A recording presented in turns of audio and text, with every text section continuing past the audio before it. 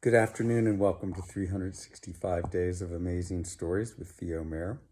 Here we are on day 221, and I'm continuing the story of the young man with a severed hand from 1001 Arabian Nights. So,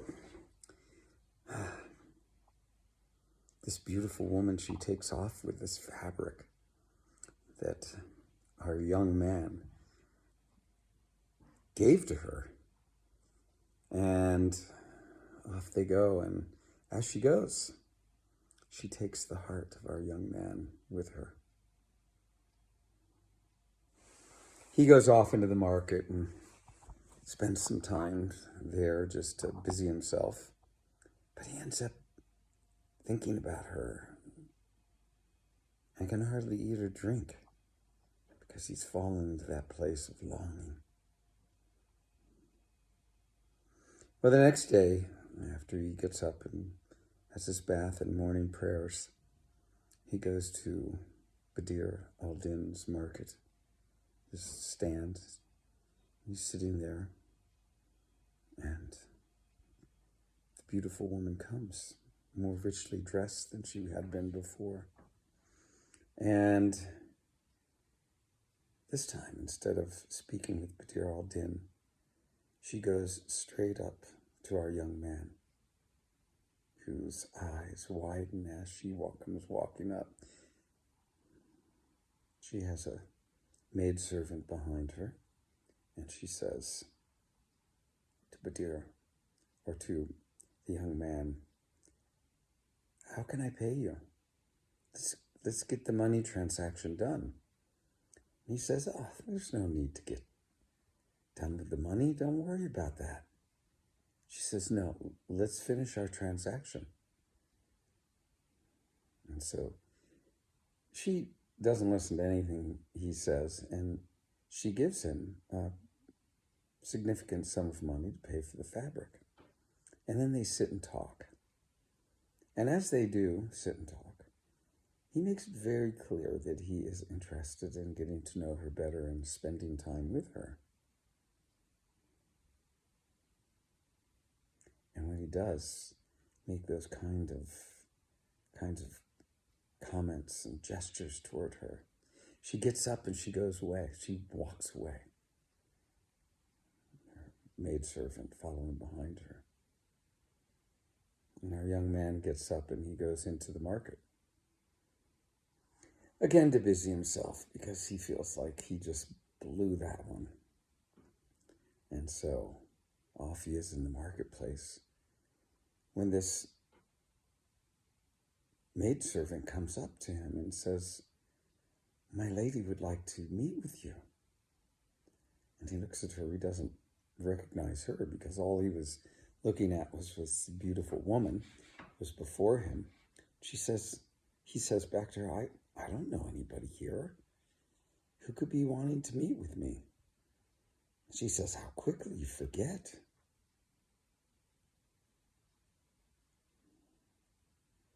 "My mistress is the one that you were just talking to.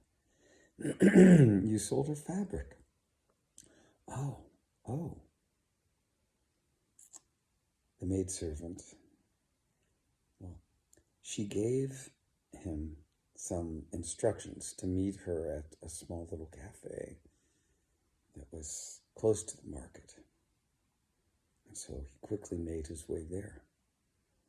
And they shared some beverage with each other. And as they did, they both confessed their feelings toward each other. And she asked, "Well, where can we meet?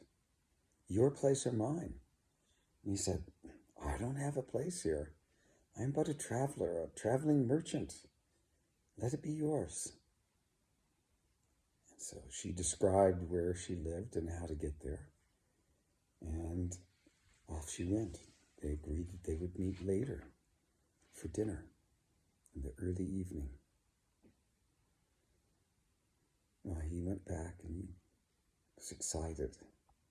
And he heard from Badr al-Din that this was the daughter of a prince who had great wealth and died and left all of his wealth to her. So she was very, very fortunate. And had all that she needed.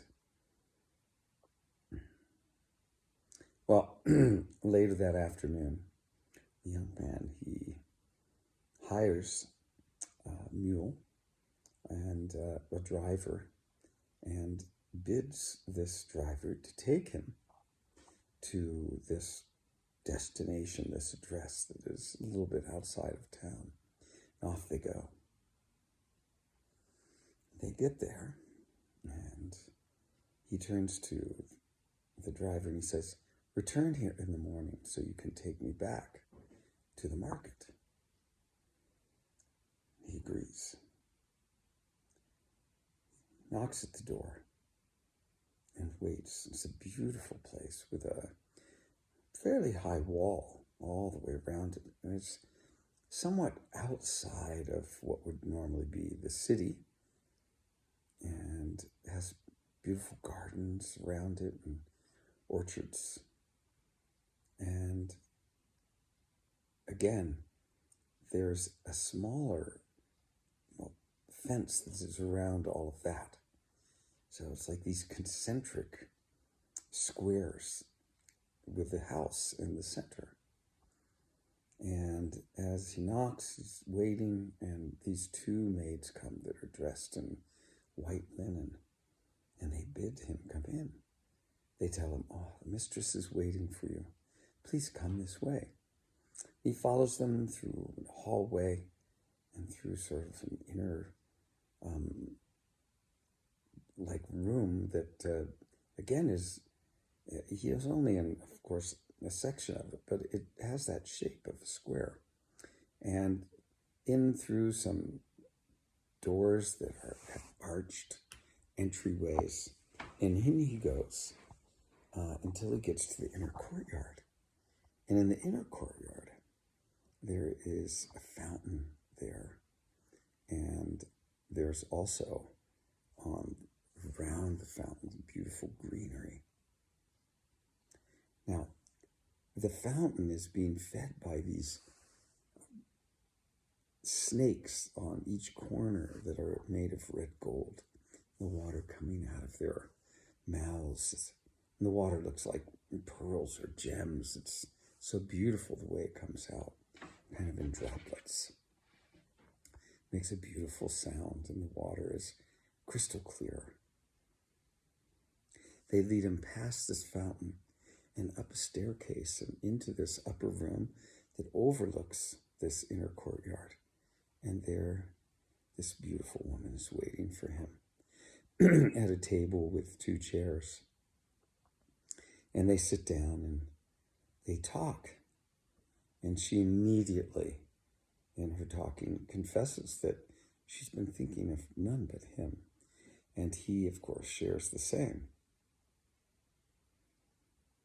Now, much went on in a short amount of time, but before long, she rang the bell, and some of her servants came in bringing delicious plates of the most sumptuous food, which they ate and they talked, and they shared some warm tea by the end, and at night they slept together, and in the morning, after some refreshment, quick bath, our young man went out, and who was waiting there but his driver, and off they went to the market.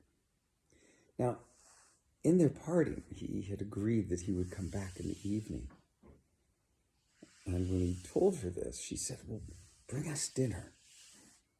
And so he went to the market, and he was dropped off, and he said to the driver, come back, a few hours before dusk and pick me up, and I will pay you then. And so off he went and spent the day. He collected money for the goods that he had sold on credit, and he got some beautifully roasted duck that was put on a platter of rice and had some vegetables ringing the rice, and he also got some sweets and some beautiful drinks. And there he met with the driver, and off they went. They had a beautiful evening again, as you might imagine. And in the morning when he left, he took a handkerchief, and within this handkerchief, he put 50 gold dinars and placed it under the mattress of her bed so that she would find it. Now, he had done that the first night and the first morning as well. They had a beautiful time with each other, as I said, before he had left. And again, it was agreed that he would come back and bring them dinner. And so again, he spent the day in the marketplace, gathered up the most beautiful food that he could. His driver came to get him, and back he went.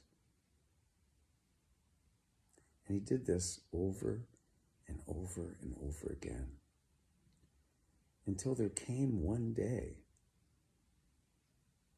when he was about to leave in the afternoon to go see her, and he realized he'd come to the end of all of his money. He had nothing left, nor were there any more goods to sell. And we'll leave the story there to see what may happen next. Okay, thanks for joining.